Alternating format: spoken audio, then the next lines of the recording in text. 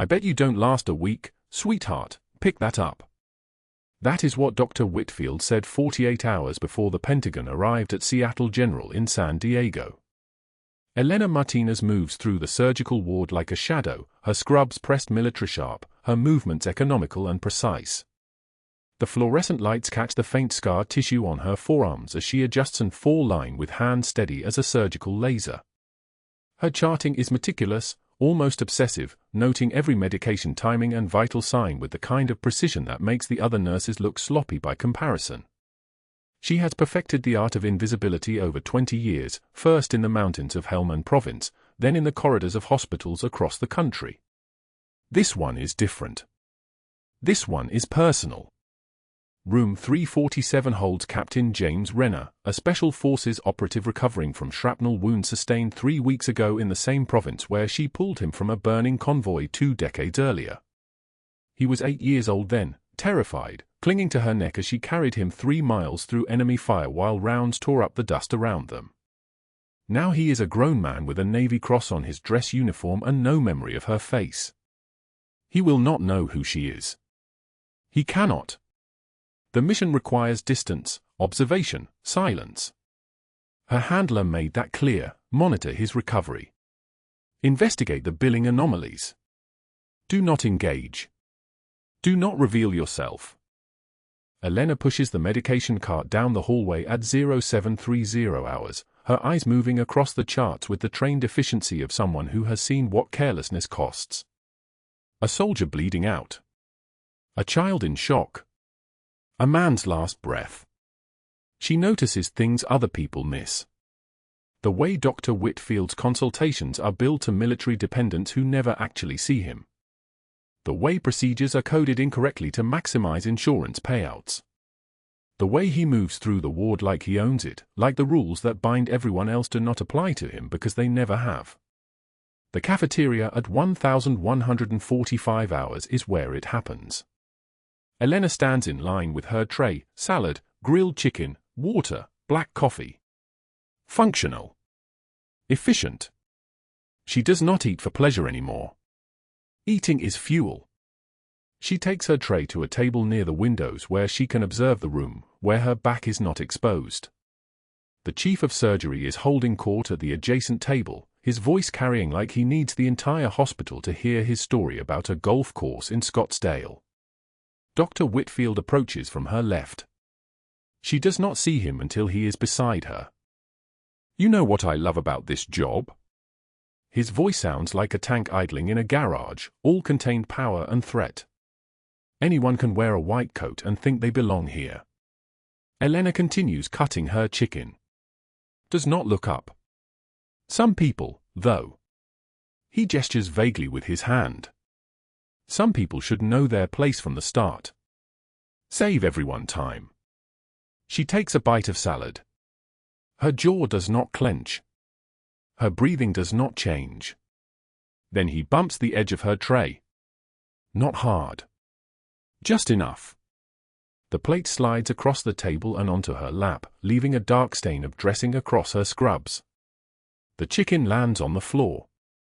The plastic cup of water topples and spills across the vinyl chair, dripping onto the tile below. The sound of plastic clattering against linoleum echoes through the cafeteria. Heads turn. Conversations pause. Oh, clumsy, Dr. Whitfield says, his voice bright with mock concern. He looks at his colleagues. His smile is wide and empty. I bet you don't last a week, sweetheart. Pick that up. It is not a request. His cronies laugh, a sound like hyenas feeding. The chief of surgery does not look away from his coffee. Nobody moves to help her. Elena sets down her fork with deliberate care, moves her chair back with precise movements, and kneels on the tile floor. She does not flinch. She does not flush. She does not meet his eyes with rage or hurt or any of the things he is looking for. She collects the scattered pieces of chicken with a paper napkin. Wipes up the spilled dressing. Recovers the plastic cup from under the table. The room is watching. She can feel the weight of it, the pity, the discomfort, the twisted pleasure from some. Her hands move like they are separate from her body, like this is simply a task to be executed. Her face is a mask, smooth and impenetrable. The kind of calm that comes from having already survived the worst the world can offer. When she stands, she holds the napkin with its collected debris. She does not say anything. She does not let her voice crack or her eyes glisten or her breath come shallow. She walks to the trash bin 15 feet away, disposes of the mess, and walks back past his table. Her scrubs are stained. Her shift is 12 hours long. She will change them in 5 minutes and continue her rounds. But that wasn't the worst part. The worst part is the supply closet on the 3rd floor, 2 minutes later, when she locks the door and presses her forehead against the cold metal shelving. Her hands are shaking now. Not from fear. From restraint. From the effort of keeping 20 years of training buried so deep that nobody can see it. From holding back the woman who spent 4 tours in Helmand Province, who earned a Navy Cross for bringing 4 civilians out of an active combat zone, who has looked into the eyes of men who wanted to kill her and did not flinch then either. She reaches into her pocket and pulls out the tarnished challenge coin. It is old, worn smooth by 2 decades of her thumb running across its surface. The eagle is barely visible now, the lettering almost erased by time and use. Captain James Renner's father gave it to her the day she carried his son to safety. For my daughter, he said, because his own biological daughter had died 6 months before, and Elena had become something close to that in the aftermath of grief. He was killed 3 years later in a different province, a different war. She kept the coin. Elena grips it now until her knuckles turn white. The metal bites into her palm. Pain is data. Pain is information about what your body can endure. She has learned to read pain like a language, to understand what it is telling her about her limits and her strength. This pain tells her she is close to something. That the mission is becoming compromised.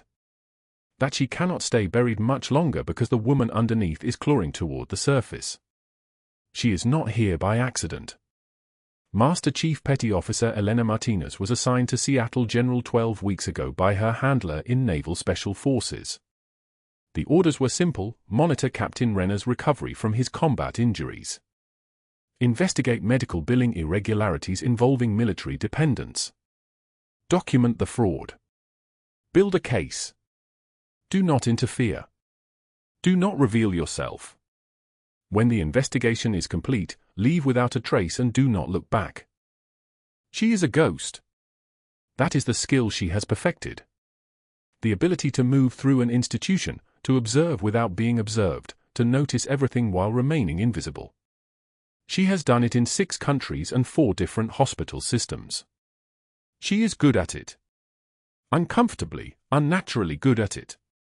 But Captain Renner is in room 347, recovering from wounds that nearly killed him, and every time she checks his vitals, she sees the 8-year-old boy she carried through a war zone. And Dr. Whitfield is stealing from the people who raised that boy, the military families who are already sacrificing so much. The discrepancies are becoming clearer. The pattern is becoming obvious. He has been doing this for at least 7 years. The amount is approaching $2 million. She opens her hand and looks at the challenge coin. The room is very quiet. The supply closet smells like bleach and cardboard and the ghost of 1,000 shifts. She can hear the ventilator from room 341 wheeze its mechanical rhythm through the wall. Someone is crying in the bathroom for doors down. Code gray announcements keep coming over the intercom: behavioral crisis, 3rd floor, all available staff. Elena tucks the coin back into her pocket and straightens her scrubs. Her face is calm again. Her hands are steady. The restraint has been locked back down. She opens the supply closet door and walks back into the fluorescent light of the corridor, where nobody knows who she is or what she is capable of. Where she is just a competent nurse with careful hands and quiet eyes. She does not know that Captain Renner saw everything from the observation window in the hallway. That he watched Dr. Whitfield bump her tray. That he watched her kneel without expression. That something in his muscle memory recognized something in her, the way a soldier recognizes another soldier across a crowded room. That when she walked past his window on her way back from the supply closet, he whispered a name he thought he had forgotten, the only name he remembered from the day his childhood ended and his life changed forever. She does not know that his recovery is about to accelerate. That his heart rate is climbing. That the monitors in his room are about to start telling a story that will change everything about her careful, invisible mission. She does not know that she has less than 48 hours before the Pentagon arrives. The charts hit the tile floor like scattered artillery fire. Dr. Whitfield had been waiting for her at the nurse's station, his $1,000 shoes planted on the polished floor like territory he owned, and when Elena approached with the morning vitals organized by patient acuity level, he was already holding the papers aloft like evidence of a crime. "You know what your problem is, Martinez." His voice carried the particular cruelty of someone accustomed to never being contradicted. The three residents pretended to study patient monitors. The attending nurse found sudden fascination with her phone. "You think being thorough makes you special. It just makes you slow." The papers fell. White sheets scattered like snow across the corridor, some sliding under the medication cart, others landing in the antiseptic-stained corners where the housekeeping staff would find them hours later. Elena's jaw tightened by 1 millimeter. Invisible to anyone watching, but there a single muscle fiber recognizing an insult it was not permitted to answer. She knelt without expression, gathering the scattered pages with the same methodical precision that had triggered this attack in the first place. Her hand stayed perfectly steady. That was the thing about 20 years of operations in Helmand Province and 3 tours in theaters where a flinch could cost a life. Her body had learned not to answer rage with rage, not to meet cruelty with visible pain. The muscle memory of survival was stronger than the instinct to fight back. She collected each page, organized them back into proper order, and stood without looking at Whitfield's face. "Anything else?" she said quietly. "Just 2 words." Just 2 words, and something flickered across his expression, not satisfaction, but frustration. He wanted a reaction. He was not getting one. That afternoon, the cafeteria was crowded enough that her mistake became a public theater. Elena had made the unforgivable error of timing her break at the same moment Dr. Whitfield was making his rounds through the staff areas, holding court with his surgical residents, speaking loudly about the liability issues that came from hiring people without the right institutional background. She was reaching the salad station when he materialized beside her, his presence making the air pressure change like a storm front moving inland. "Still here, nurse careful? I had $10 on you quitting by Wednesday." He laughed, the kind of laugh that asks others to join, that transforms cruelty into camaraderie. His residents obliged. His surgical nurse smiled. Elena selected her salad and moved toward the beverage station, her lunch tray balanced on her forearm the way she'd balance rifles and medical supplies in convoy vehicles across 3 continents. She wasn't going to give him the moment. She was going to take her lunch to the quiet corner near the medication dispensary and eat in silence, the way she'd eaten 10,000 meals before this one. Then his hand moved. Fast. Confident. The kind of deliberate cruelty that wasn't accidental, wasn't a nervous reflex, it was a choice made in front of witnesses. His arm knocked the tray from her hands. The crash was impossibly loud. Coffee sprayed across the tile in a brown arc, letters scattered. The metal tray clattered with the sound of something small being destroyed. The entire cafeteria fell silent. 50 people stopped eating. The fluorescent lights buzzed in the sudden quiet like insects trapped in glass. Dr. Whitfield was smiling. "Sweetheart, maybe hospital work isn't for you. Pick that up." His cronies waited. The room waited. Elena waited. Then she knelt and began collecting the debris with her bare hands. A fork. A napkin soaked with coffee. Another napkin. Another. The lettuce was scattered across a 6-foot radius, each piece a small humiliation. She gathered them anyway. Picked up the tray. Collected the utensils one by one while Whitfield stood above her, his shoes at eye level, his shadow covering the spill. She didn't look up. Didn't speak. Didn't let her breathing change. The silence lasted exactly 4 seconds. Then the room began moving again. Conversations restarted. Forks clicked against plates. The moment passed. Elena carried the debris to the trash and stood before the sink, her uniform damp with coffee, her hand steady as she rinsed the cup she'd never finished drinking. Later, in the supply closet on the third floor, the one with the broken lock and the narrow shelves crammed with sterile gauze and latex gloves, Elena pressed her back against the cool metal wall and gripped the challenge coin in her scrub pocket until her knuckles turned white. The coin was small, stamped with the insignia of the 160th SAW, the unit she'd belonged to 2 decades ago when she wasn't pretending to be a civilian nurse named Elena Martinez, when she was something else entirely. The metal was tarnished now, worn smooth by 2 decades of being carried in pockets and gripped in supply closets exactly like this one. Captain Renner's father had pressed it into her hand outside of a medical tent in Sanjin Valley on a night when the world had become ash and blood. His hands had been shaking. His son had been unconscious from the blood loss, and the extraction team was still 10 minutes out, and he had said, "If you don't make it back, tell my son that his father was proud. And if you do make it back, keep this. Because you're the only one who will understand why saving him matters more than anything else I'll ever do." She had kept it. Carried it through 3 more tours, through every checkpoint and convoy and moment when the quiet before an attack felt like it might be the last quiet she would ever know. Carried it to San Diego when the mission brief came through, when her handler had explained that she would maintain cover as a traveling nurse investigating irregular billing patterns at Seattle General, and that her target was a Special Forces captain named James Renner who worked in black operations. Whom she had saved when he was 8 years old. Whom she would be watching while pretending not to watch.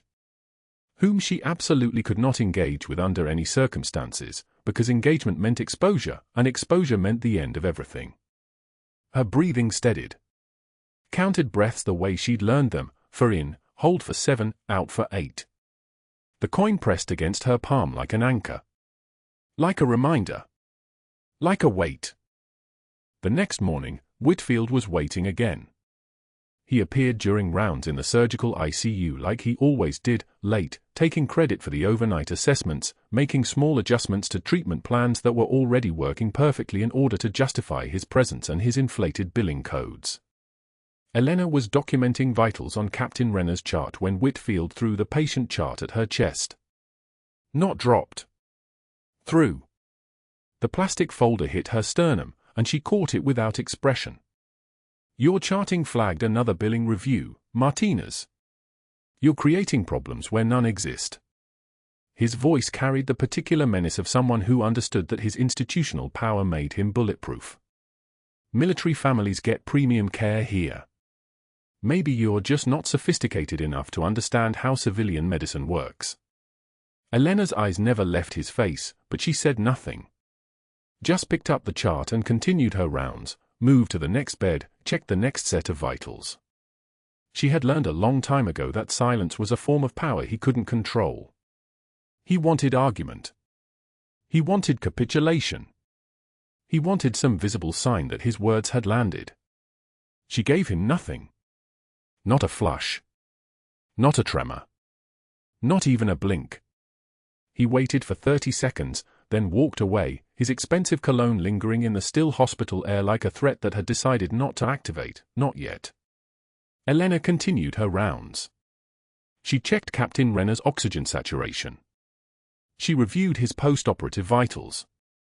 She noted the documentation Whitfield had completed during his brief, early morning appearance, the one for which he had charged an extended consultation fee even though his actual time in the room had been no more than 4 minutes. Everything appeared stable. Everything appeared fine. She told herself not to look at him. Told herself that saving the 8-year-old boy in Helmand province had been 20 years ago, that the challenge coin in her pocket was just metal and sentiment, that Captain James Renner was a mission parameter and nothing more. Told herself that her son Miguel, 16 years old and believing his mother was just a traveling nurse, would understand if everything fell apart because she couldn't maintain the simplest operational discipline. Then she clipped his chart back onto the footboard and moved to the next patient, her face showing nothing, her hands perfectly steady, her composure maintained like a weapon that had never failed her. But that wasn't the worst part. At 1:08 a.m., when she was monitoring the overnight surgical patients during her shift, when the ward was quiet and the fluorescent lights hummed their endless, isolated song, Elena noticed the pattern in Captain Renner's vitals that Dr. Whitfield had somehow managed to miss or ignore entirely. The monitors painted her a story in numbers.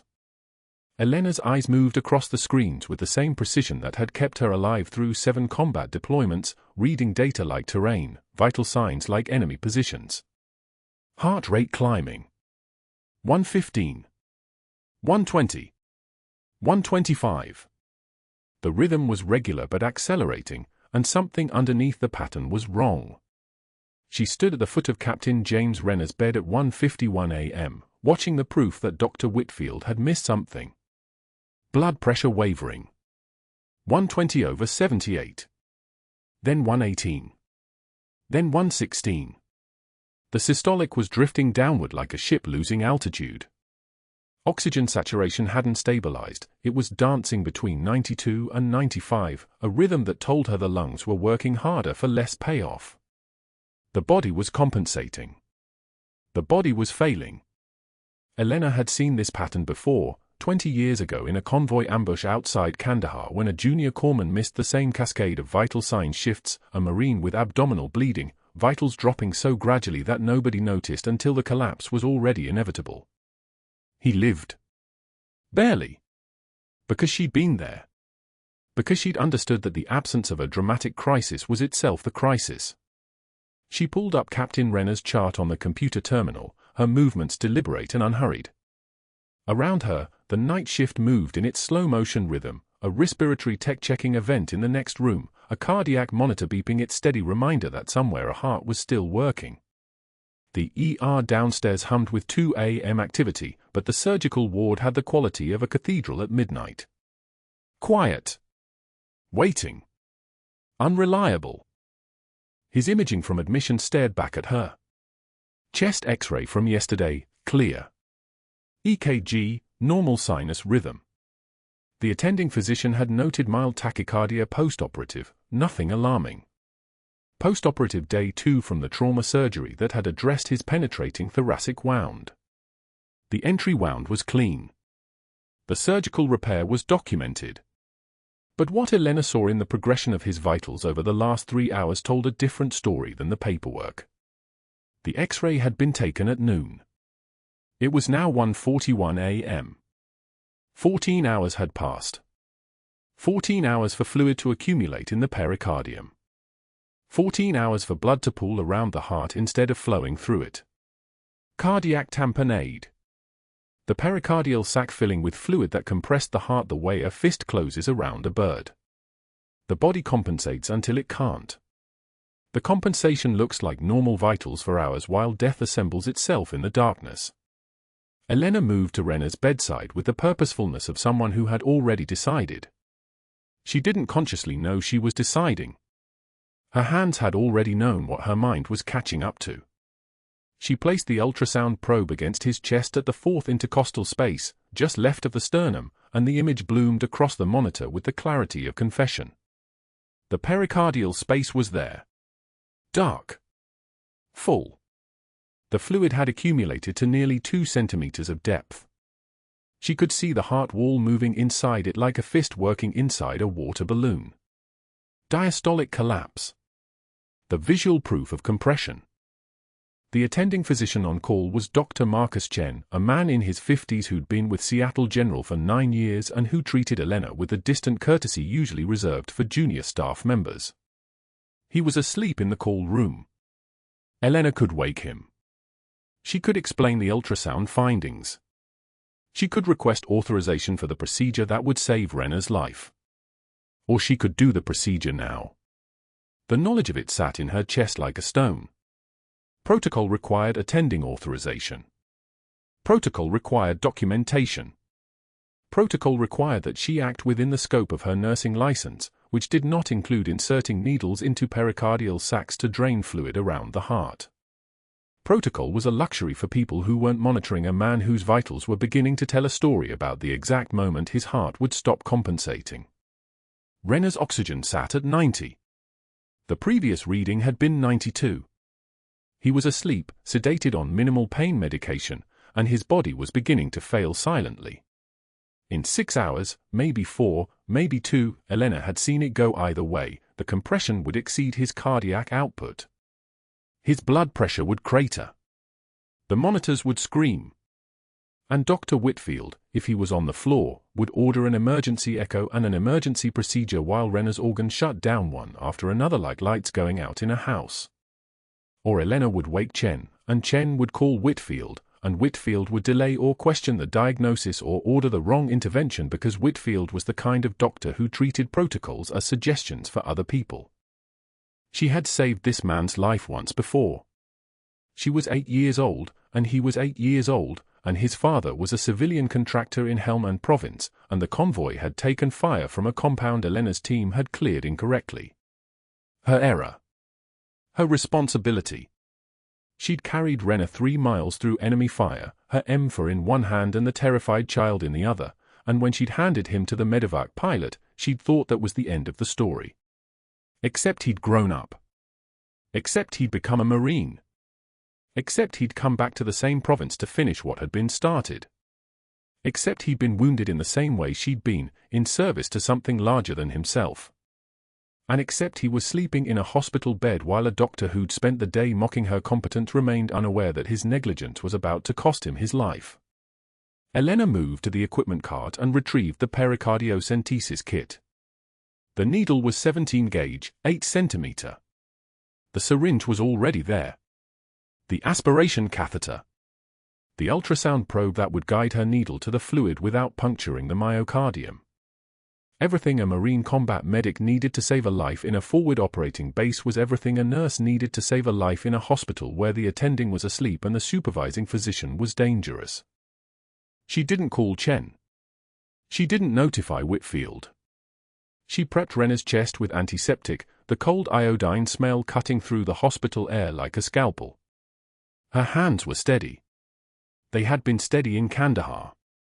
They had been steady when she'd carried a child through fire. They were steady now. The ultrasound probe guided her vision directly to the accumulation of fluid in the pericardial space. She could see the needle in real time, advancing through skin, through muscle, through the tough membrane of the pericardium itself. The needle entered the fluid space with a barely perceptible resistance, and then the syringe was drawing back and the pericardial fluid, dark, rich with blood, filled the chamber. 60 milliliters. 100. 150. 200. The fluid came free and dark and clear, and with each milliliter Elena could feel the physical response in the ultrasound image. The heart chamber was expanding. The pressure was releasing. The diastolic collapse was resolving.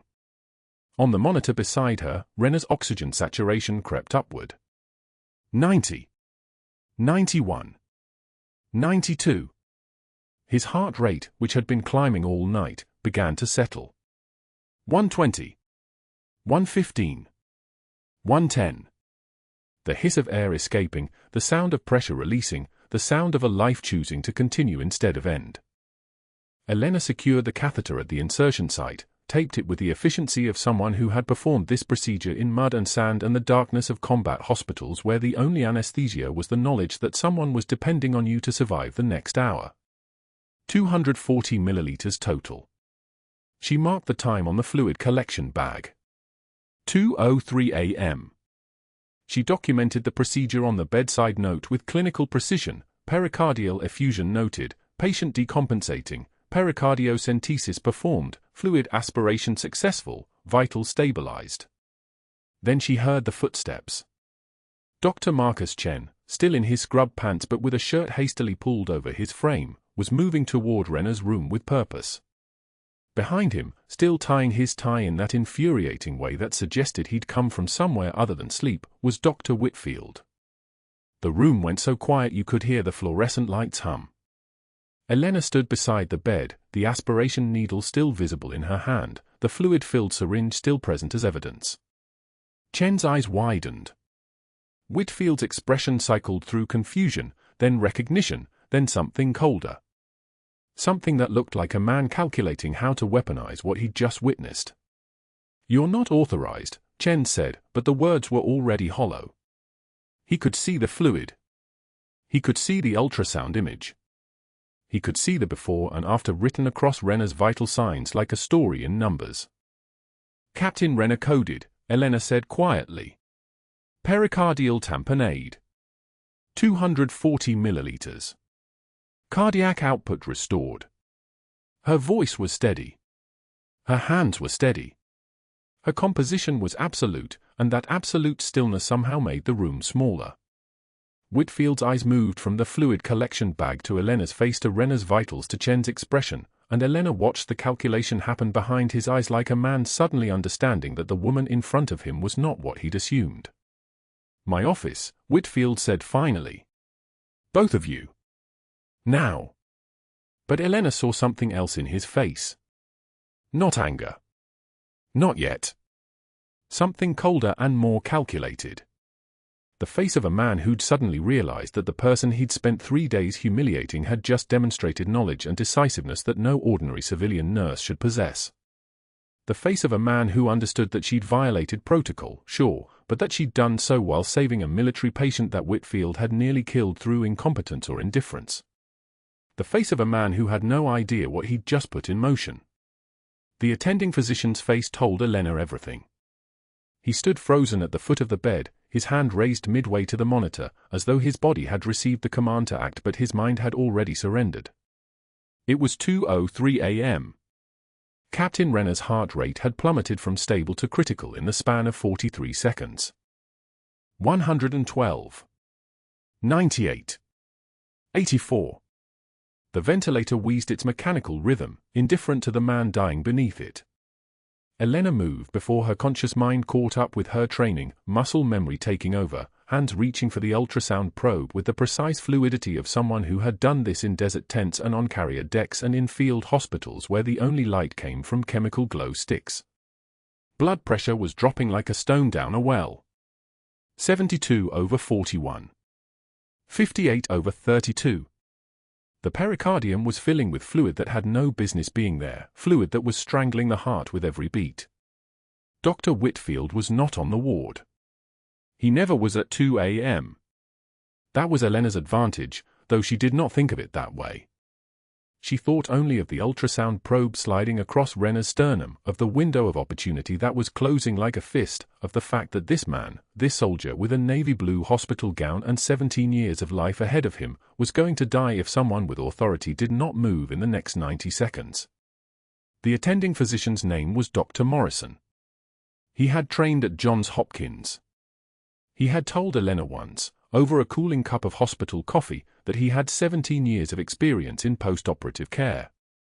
Elena had smiled politely and said nothing. Now she looked at him and said, cardiac tamponade. Pericardiocentesis. Now. It was not a request.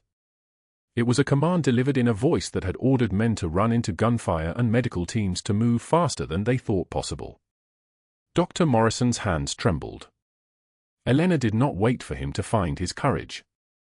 She positioned the 14-gauge needle at the 5th intercostal space, xiphoid process approach, because that was the angle that worked when every second mattered and there was no time for caution.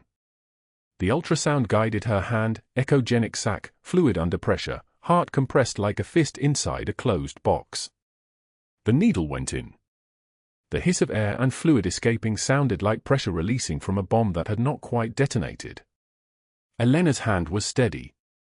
Not because she was calm, she had trained the trembling out of her nervous system 20 years ago, but because pain was information and crisis was clarity, and this was what she had spent 2 decades becoming.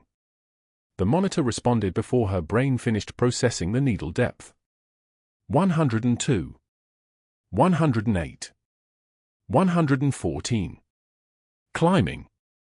The pressure relief was immediate.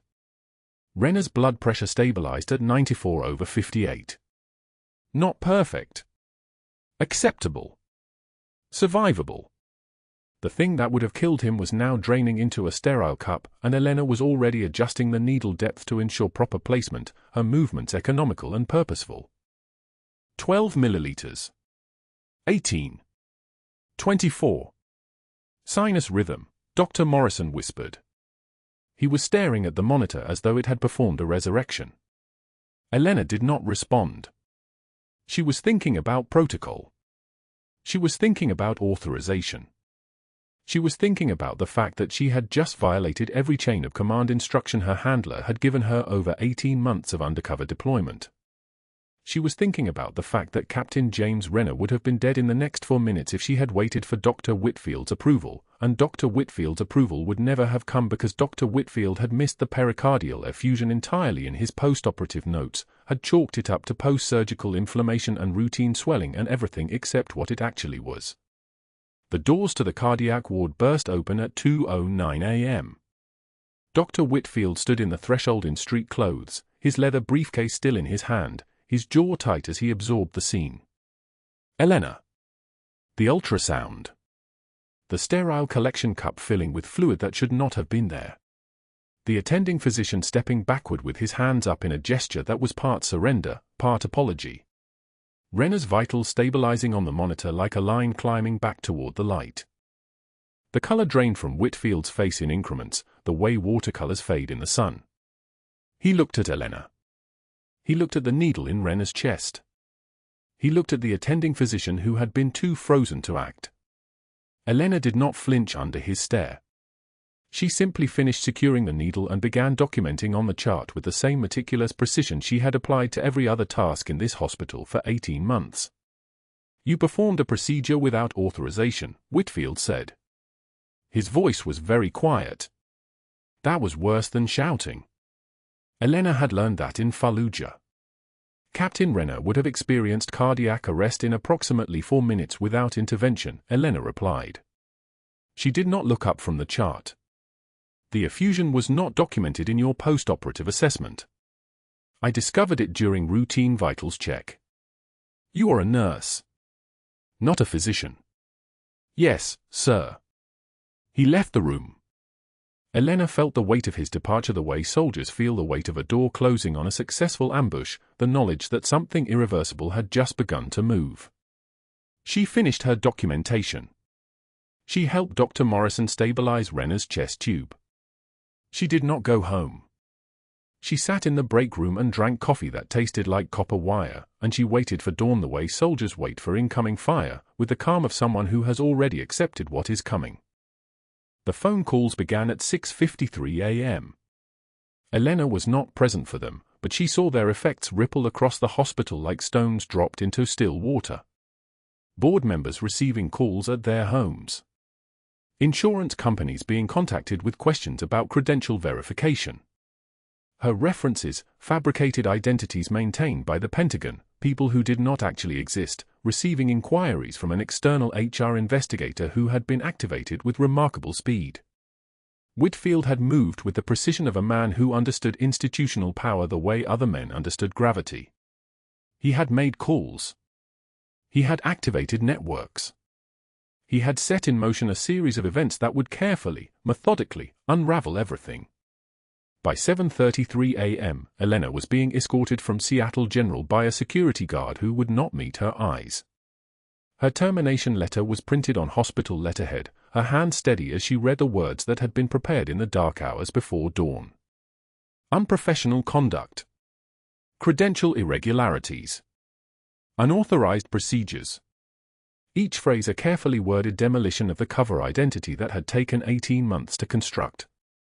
She did not protest. She did not explain. She simply gathered the few personal items from her locker, her scrubs, a photo of Miguel she kept in the back corner, a spare pair of compression socks, and walked out into the San Diego morning with the same composure she had maintained while performing emergency procedures on dying soldiers in deserts 10,000 miles away. The diner was empty at 3:04 a.m.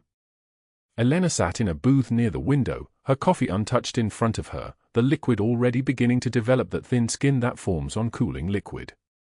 The waitress had stopped offering refills an hour ago. Outside, the San Diego darkness pressed against the glass like something alive, something waiting. Elena's reflection stared back at her, a tired woman in civilian clothes, her hair still damp from the shower, her hands resting on the table with the palms up as though she had nothing left to hold onto. The tarnished challenge coin sat between her hands. She had not meant to bring it from the hospital, but her fingers had found it in her pocket during the walk to her car, had clutched it the way drowning people clutch debris. It was dated 1996. It had been given to her by Captain Renner's father, a defense contractor's supervisor, 2 decades ago in a convoy tent in Helmand Province. The inscription was so worn she could no longer read it clearly, but she knew every word by touch, for those who hold the line. She had held the line for 20 years. She had held it in Sanjan Valley and Kandahar and a dozen other places whose names she could not discuss. She had held it while raising a son who did not know what his mother actually did. She had held it while bleeding in safe houses and hospitals, while sitting in debriefing rooms explaining decisions that still kept her awake at night. She had held it through every protocol, every mission, every order that had required her to be less than human so that humans could survive. And she had broken it for one soldier. Miguel had left 17 messages. The first 3 were angry. The next 6 were worried. The final 8 were just the sound of a teenage boy's breathing, like he had called and then could not think of anything to say. Elena's phone sat on the table beside the coin, dark and silent, demanding nothing and offering nothing. She reached for it 3 times. She put it down 3 times. The mission failure report would reach her command by morning. Not formal, never formal, but the encrypted message would arrive in secure channels, and her handler would read the coded language that meant everything had collapsed. 20 years of being Viper 6 in shadows and silence. All of it meaningless because she had saved one soldier's life against orders. Or maybe not meaningless. Maybe the meaninglessness was the point. Maybe the measure of what you became was not whether you followed protocol but whether you could keep breathing after you chose the man over the mission. The waitress finally approached at 3:11 a.m. "Honey, we close in an hour. You need anything?" Elena shook her head. She left cash on the table, too much, as though money could substitute for the hours she had taken up space in the booth, and drove to the extended stay hotel where her cover identity kept a room. The bed smelled like industrial detergent. Elena lay on top of the comforter still in her clothes, the challenge coin clutched so tightly in her fist that its edges left marks in her palm. She did not sleep. She waited. At noon, fists pounded on the door. Miguel's voice came through the wood like a weapon. "Mom. Open this door. I know you're in there." Elena sat up. Her son had a shadow box in his hands. She could see it through the window before she opened the door, a dark wooden frame containing medals and ribbons and the formal insignia of the United States Navy. He was 16 and terrified and furious, his eyes red from crying or rage or both. "I know you said never to touch these," he said. "Never, ever. But they need to see them. You can't let him win like this." Elena realized in that moment what had happened. Her handler had contacted Miguel as a failsafe. If the mission collapsed, if her cover broke, if Whitfield's retaliation succeeded, someone needed to know the truth. Someone who could testify. Someone who could hold the line when Elena could not hold it anymore. She reached for her son's shoulder and whispered urgently to leave, to take the box and go, but Captain James Renner was already rising from a seat in the hallway behind Miguel. Still wearing a hospital gown beneath his jacket. His vitals still stabilizing. His debt still fresh. "That's Viper 6, Renner said quietly. The hallway went dead silent. The color drained from Dr. Whitfield's face. It wasn't recognition. It was the moment he understood, truly understood, that the woman he'd tried to destroy was not a fabricated credential or a rival with something to hide. She was Viper 6. She was a Navy Cross recipient. She was the reason his entire empire, built meticulously over 15 years on inflated billing codes and strategic cruelty, was about to collapse. Within 48 hours, the federal auditors arrived at Seattle General with a scope so comprehensive it felt like a controlled demolition. They didn't come looking for Dr. Whitfield initially. They came because Elena's documentation, the meticulous charting that had made her a threat in his eyes, provided the foundation. Every procedure code he'd inflated, every phantom consultation he'd billed to tricare patients, every unnecessary surgery he'd steered toward his network of diagnostic labs that kicked back referral bonuses. 7 years of records. 7 years of systematic theft from military families whose complicated insurance structures made oversight nearly impossible. The auditors found phantom consultations billed to Captain Renner's post-operative care, consultations that never happened, charged at $8,000 each. They found surgical codes upgraded across the board, procedures that were routine being billed as complex interventions. They found evidence that Whitfield had steered at least 47 military dependents toward unnecessary procedures, generating roughly $2.3 million in fraudulent billings. The board members he'd called to destroy Elena's cover, the ones who owed him favors, owed those favors because he'd steered them lucrative referrals from Tricare patients. Every pressure point he'd activated became evidence. Every ally he'd cultivated became a liability. The external HR investigator he'd brought in to audit Elena's credentials discovered something far more interesting. His own surgical certifications from 1998 were forged. Not all of them. Just enough. Just the ones that had allowed him to skip residency hours in pediatric cardiac surgery, the specialty that generated his highest billing codes. 17 years of practicing surgery, 4,000 procedures, under credentials that didn't exist.